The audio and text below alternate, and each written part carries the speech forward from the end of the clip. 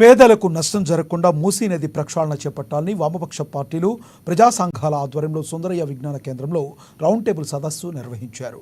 మూసీ ప్రక్షాళన పేరుతో పేదల ఇళ్ల జోలికి వస్తే ఊరుకునేది లేదన్నారు. ప్రత్యేక ప్రణాళికతో మూసీ ప్రక్షాళన చేయాలని కోరారు. మూసీ ప్రక్షాళన కోసం చేయాల్సిన పనులు చేయకుండా పేదల ఇళ్లు తొలగించే ప్రక్రియను తాము తీవ్రంగా ఖండిస్తున్నామని తెలిపారు.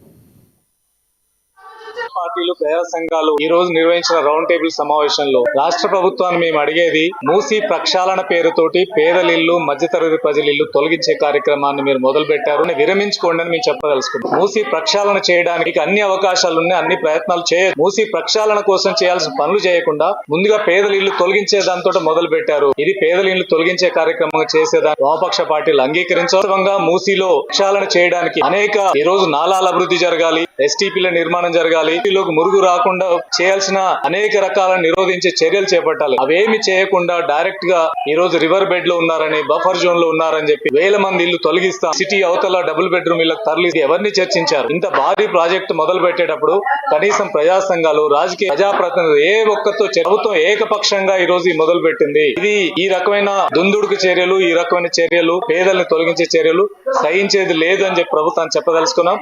అందుకనే ముందు మీ ఏకపక్షంగా